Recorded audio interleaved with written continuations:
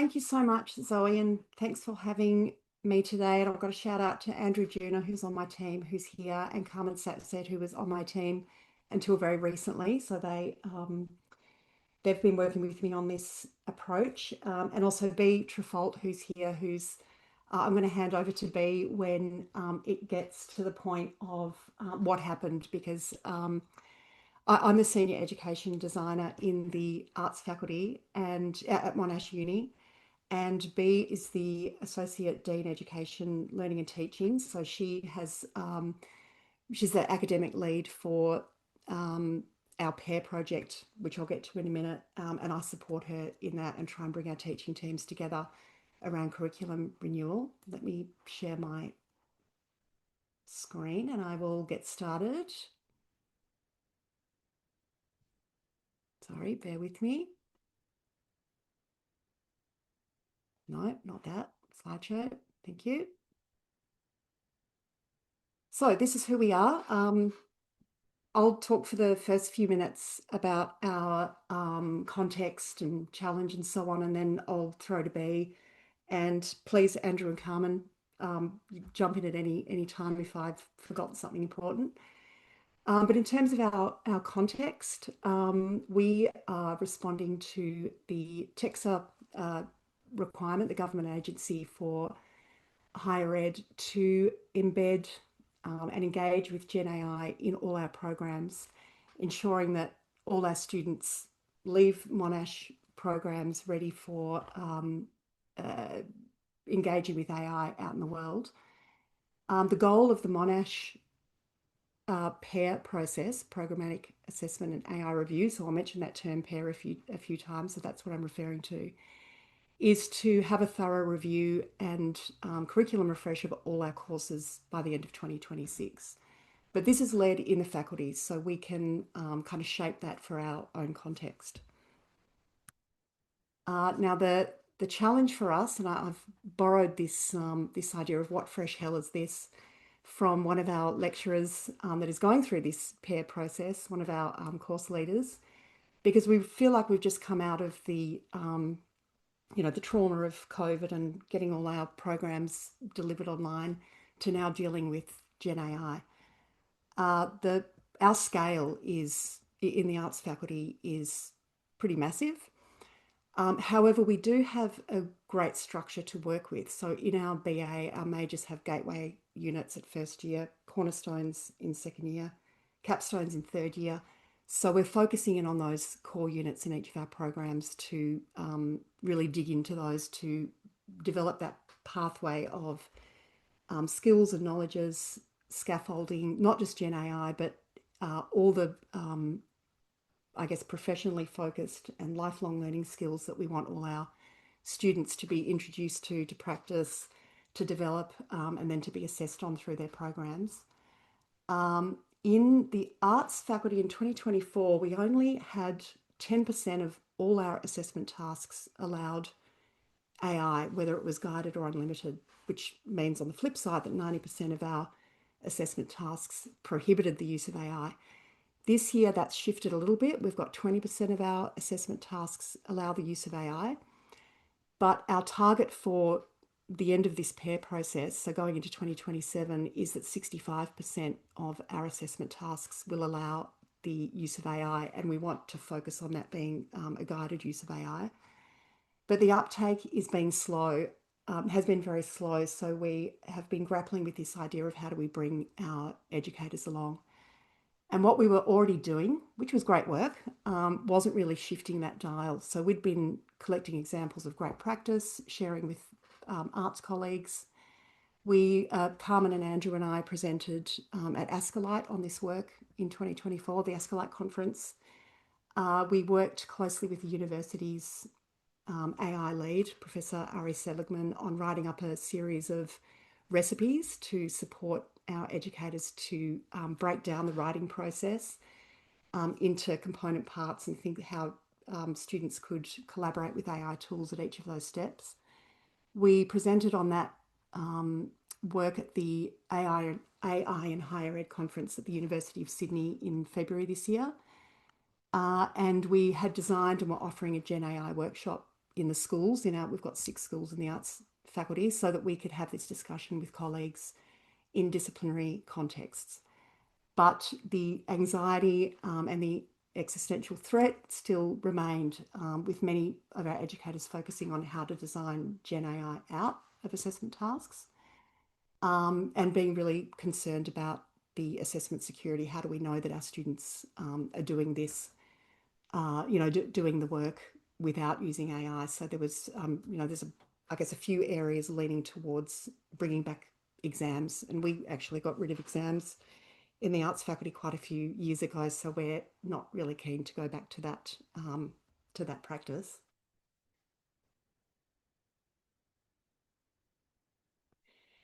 So the tools that we had to draw on for this piece of work was firstly that our DDE, director of, Deputy Director of Education in the faculty, had worked with B, the ADE, and all the school education directors to come up with a definition and principles for what a programmatic approach means in the arts faculty. And that was really focused on designing learning for the whole student. We also had this pair process that was something that was mandated from the university's perspective, but we folded this into the formal course review process. So we really felt that we were adding to value adding to the pair process, and using that as a catalyst to return to these, well, I guess, perennial questions of how do we design an inclusive, sequenced, scaffolded, connected, holistic learning experience for our students.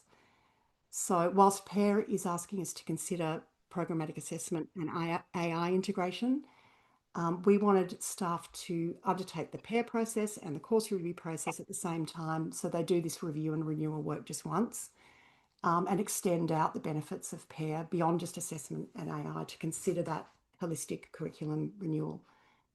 So I was looking for a way to do this. I knew that it would be valuable to go back to the big picture vision and narrative of our programs and pull the focus out from the unit level, where a lot of our educators, have their heads down at the unit level.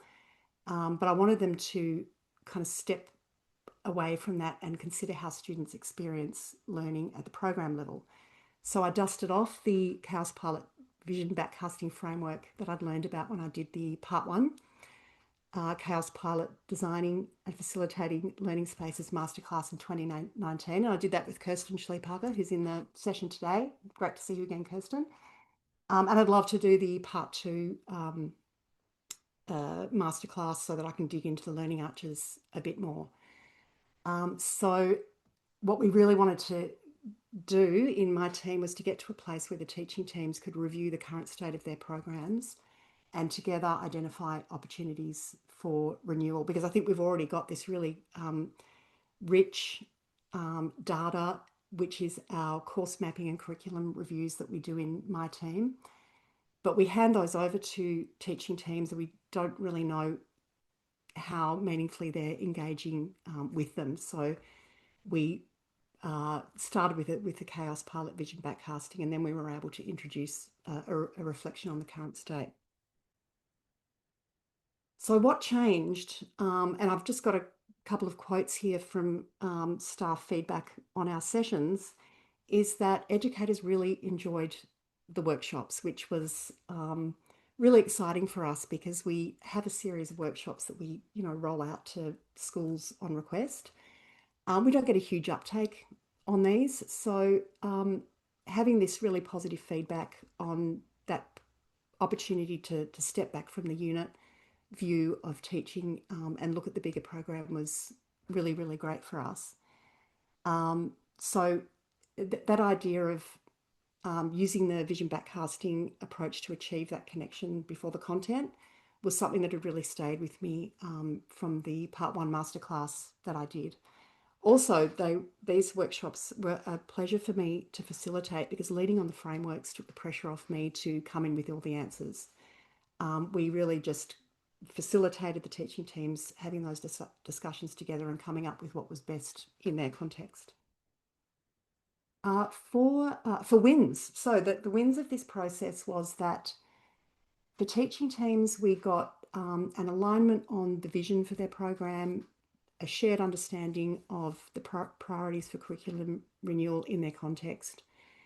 With that better engagement with the process, we just had people coming along in a much more positive way. These workshops aren't kind of mandated in any way with teaching teams, but we found that those who do engage get through the pair process a little more smoothly than others. So we're looking at ways to kind of build this into the pair process in a more robust way. For my team, as a team of education designers in the faculty, it's really important for our work to build positive, collaborative relationships with our educator colleagues.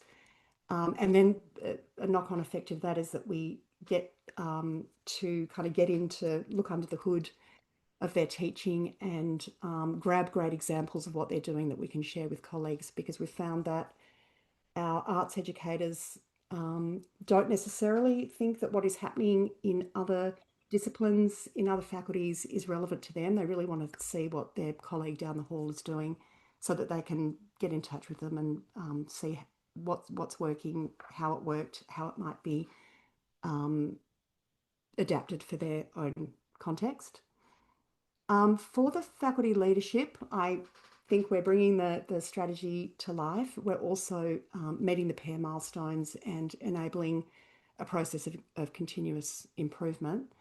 For students, going back to our programmatic principles, I think this way of designing or redesigning or refreshing a curriculum promotes students' curiosity, inquiry. It supports their self-reflection and feedback literacy. It elevates learner agency and autonomy. And also, what's been really important for us in the current climate is to articulate the value of studying in the arts faculty, so studying an arts program. And we are looking at how we can clearly articulate that in our course narratives. So the next bit is explaining a little bit about how I adapted what I learnt from the Kaospilot masterclass into practice. And then I'm going to throw over to Bea so that she can talk a little bit about what the impact of this approach was. So I kind of redrew up the massive Kaospilot vision backcasting framework, which had all these elements around it that I knew that we didn't have time to address, because I knew we would only get teaching teams coming together for a maximum of 2 hours, with the hope that they would invite us to come back to do more closer work with them. But we started with the doing an exercise where they're scribbling on their post-it notes to write down the skills, knowledges and attitudes that they would want to see in their graduates. And some of those sessions were really fruitful. People were able to kind of let go of any concerns. The guidance coming out of the Kaospilot work was to, think big, nothing's off the table, get everything down there that you can. We then looked at writing up a kind of a working vision statement. So to get people looking at all their post-it notes, and I've got a picture of that somewhere. So looking at all their post-it notes and thinking, rethinking what the vision for their program is. And here's a image of one of those workshops. That's B at the front there in the middle. And this is just some snapshots of this paired back vision backcasting framework that we used. And we just went through these steps, and we kind of stopped at places where we could see that there was a lot of discussion that people were wanting to have. Sometimes we had to skip over some stuff because we ran out of time.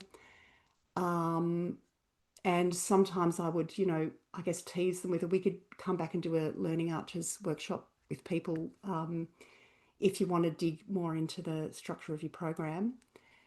And then all that led us to what we really wanted to get to, was the reflection on the current state and the next steps. So it was wonderful to get that agreement in the room and some really meaningful curriculum renewal work moving forward.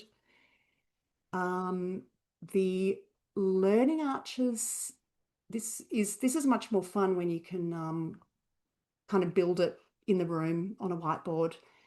But this visual really gave teaching teams that conceptual overview of what a BA major looks like. So we can break it into year levels, so the gateways, cornerstones, capstones, and then break it down into semesters. And this is the general structure of our BA majors. There's 2 units in first year, 2 in second year, 2 in third year, that we can really start to think about where how these units feed into one another, and how students are moving through and progressing through the program and developing up the skills, knowledges, and attributes that the educated team had decided was really crucial for their program, and getting them to recognise it doesn't have to happen in every unit, but there might be key points where certain skills and knowledges need to be taught, introduced, taught, practiced, and assessed. We also did a bit of work. What's not in this diagram is the hidden curriculum, which became a really important discussion as well, and talking to people about if these really, I think there's some in the one of these images. If I can make this go back, you can't see it very well on these charts, but there's great attitudes and mindsets like curiosity, joy, bravery, and courage, and those kind of red thread skills. People were really taking on board the idea that if these need to be really surfaced in the narrative of the course, and understanding that if they're not in the course learning outcomes, then how are they being articulated through the units and through assessment. And my last slide is just, this is where I wanted to get with people, and where a few people took us up on the Learning Arches work and really thought about what their unit looks like, and starting to think about, are there modules that you could start to think about breaking down the content of a 12-week unit in this way, and also looking at the looped landing. I think one of the issues that we are trying to address is the over-assessment of students, which is making a lot of work for students as well as academics. So thinking about those points where the learning needed to be landed in a more official way, and where it might be more of a check-in, and moving students through the learning in that way. So that is what we did, and perhaps now I can ask Bea to talk a little bit about the impact of that in the room and for the faculty. Zoe, I don't know if you've got any more specific questions that you want Bea to answer. Yeah, thank you so much, Joe. Really great to see how that all came together. And yeah, some of the results. And I love seeing. I'm an Archers nerd. I love seeing them all mapped out on the flip charts there. I was curious, just before we do ask Bea to share her perspective from the process. I was curious if there were any questions from anyone in terms of, yeah, what was done or how it was done. Just before we get to that, any questions that have popped up for anybody around the process and how it all came together? Yeah, if you could say more about the red threads, Joe, was the question. Sure. Okay. So if I go back to this diagram, when we mapped out the skills, knowledges, and attitudes, we did that kind of on a, throw everything on the page was the first step. But the next step was to delineate these out into, well, what are the skills? What are the knowledges? What are the attitudes and mindsets? Then we marched all these post-it notes to the left of this diagram, and started to think about where are the skills, knowledges, attitudes explicit in the gateway, cornerstone, capstone units. And that's where we started to think about what comes out and goes, so under the top attitudes, competencies, that's where we started to put those attitudes and mindsets and values that perhaps weren't visible in the curriculum, we put them down the bottom of the sheet, and they became what is the red thread. So these elements, if I'll see if I can pick some out of these pictures here. Oh, I haven't got one of the. I can speak to that, Joe, Yes, maybe, because I think, thanks, Deb. firstly, I just need to apologize because on campus there's the loudest heavy metal band, and they're just having a great time, and I can barely hear anything. Anyway, apologies for any noise, but also because they're in the middle of that picture gesticulating as I usually do. But when we were talking about sort of lifting the gaze up and thinking about as students and thinking about all the elements that we would like to run through the program. So this is me talking as a member of Japanese studies here. It was really kind of thinking, and my colleague Satoshi Nambu is there. We were talking about what motivates our students and to learn Japanese, which is not easy and keeps you busy for many years. And it was really about recognizing that curiosity and the wanting to achieve mastery and the enjoyment of the learning. And then that for us was quite transformative because we realized that our assessment was really punishing and kind of designed to drive people away from that joy and that mastery.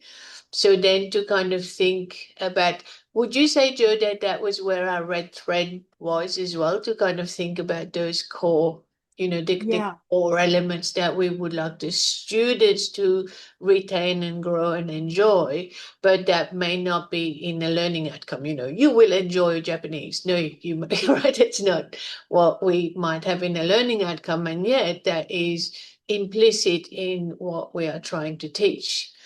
And so for us, that moment of thinking, what's the end goal and what do we want as students to know, but also what do we want them to feel um, and to value were things that weren't actually aligned with our assessment, because our assessment basically said, we don't trust you to do anything and we'll check on you every 3 minutes and we'll make it nitty gritty and never about the higher level.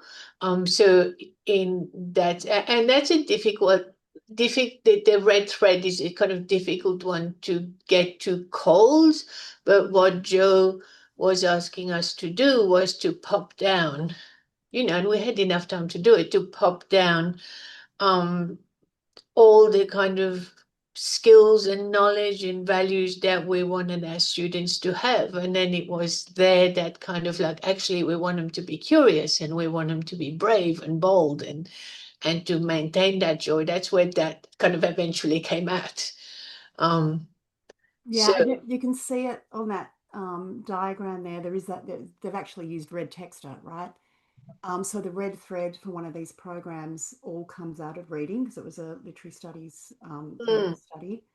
So these particular um, values or attitudes, mindsets really came to the fore for this particular program. So they will go back and think about how is that articulated? Is it in the narrative of the course that students see before they choose to do that program?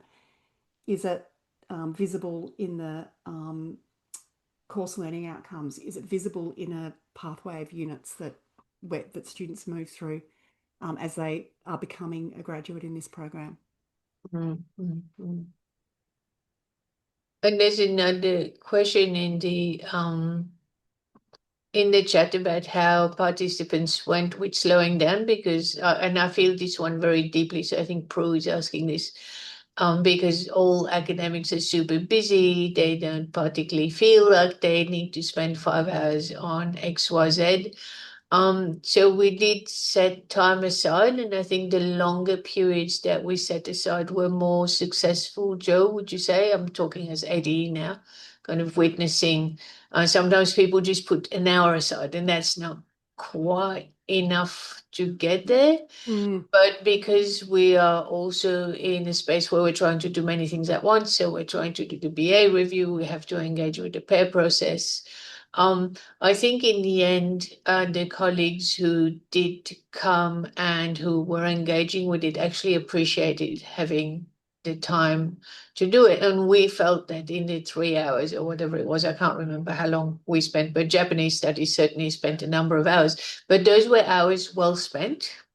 You kind of come out, with a really clear vision of what it is that you want your program to achieve, what the problems might be. And with that clear vision comes also, I think where we can get, sorry, I'm swapping between being Japanese studies and being ADE, but as ADE, what I also notice is that even in the grumpiest colleagues, the moment where we kind of get the focus on what are the values that you hold dear, what is your discipline about, and what do you want your students to achieve? Everyone is so enthusiastic about that, right? Like that's the core business of being an academic. And so having time to actually think about that and being reminded that in the midst of all the minutiae and all the things that we're grumpy about, we're actually really dedicated teachers to our discipline, to our students, to their ability to progress through a degree. So lifting that gaze was really successful, Joe. I think Yeah, that yeah. your ability to kind of go, let's talk about, unicorns and rainbows for a minute. Let's talk about what would happen if everything was great and what would we achieve? And then kind of going, okay, but so how do we make it happen? Yeah. And then going backwards from there seemed to, even in the, and we had a grumpy set of colleagues the other day, didn't we, Joe? But even amongst the grumpiest and most resistant colleagues, of course, people want to talk about their discipline and they want to talk about how important it is. And so if we shift the gaze, because every discipline is important, right? And it's valuable. So if we shift the gaze to those parts, then I feel the grumpiness evaporate a little bit and the time feels like it's time well spent. And then people are refreshed and they kind of feel like they're heard, and which they are, but they're heard all the time, but they don't often feel like they're being heard. And so that shifts the dial a little bit on that. Actually, actually, we want our students to do X. Actually, our core units don't quite do that. How could we tweak them to make it happen? Yeah. Is there more than I need to say? I feel like I just wanted to add that as Associate Dean Education, so kind of having a look across the whole faculty, one thing that happens a lot, and it certainly also happens to me when I'm teaching, is that we focus very much on our units and what is happening within our unit and how our students are doing in our unit. But of course, all of our students then move on to other units and they disappear from our purview. And what this vision backcasting exercise allows us to force everyone to do is to go, actually, let's look at it from the point of view of a student. Let's look at this from, the lifting the head above the parapet of my own unit and going, well, what are they learning with me that they are going to need to continue learning maybe slightly differently here and there and then beyond. And then once they leave, what do we want them to do? And that is a real opportunity to get our colleagues to work productively with each other, I feel.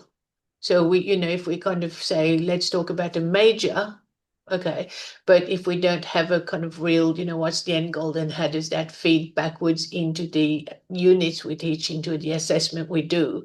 There isn't really an opportune prompt to think about, well, how does my unit fit into this broader picture?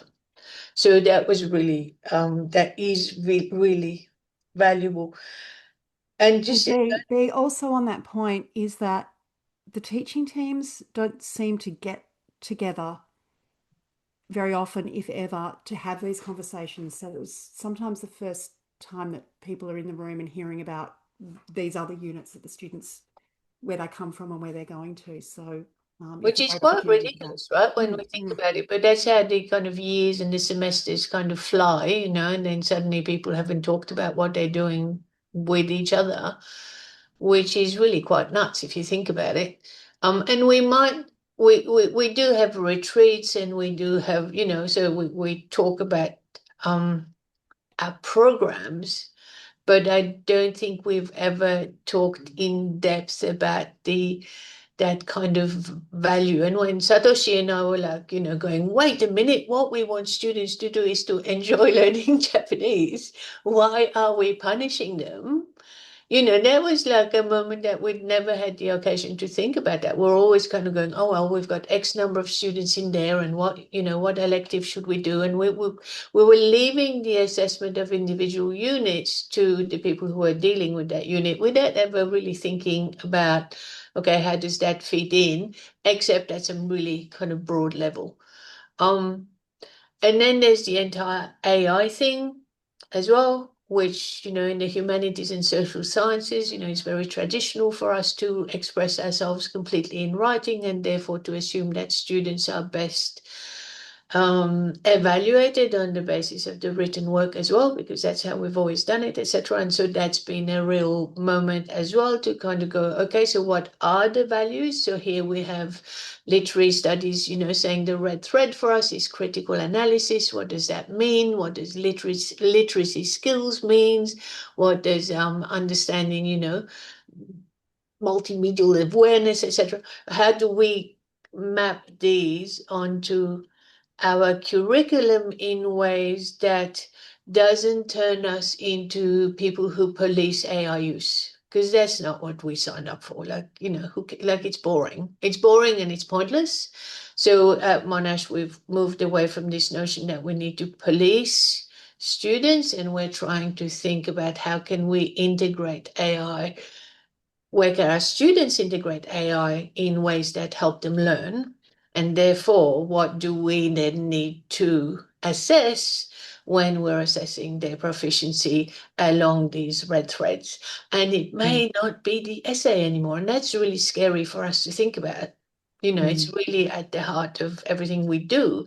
But then we kind of went, well, it's about understanding what leads to an argumentative essay, and what research is, and what peer evaluation is. And so, that sort of really thinking backwards from the end point of, we would like our students also not to end up in the world, I don't know, saying that they never wrote an essay at uni, the AI did it, and they were never caught, which was really, horrible to think about. Or then to be out on the front page of the newspaper because they did something that was written by AI was completely wrong, right? We have a responsibility to teach our students what this is and how to use it. So then how do we keep that also with the integrity of our discipline, which relies on the written word? Anyway, so those are the kind of challenges that we're faced with, but also challenges that Joe has helped us overcome by kind of making us think along this different format.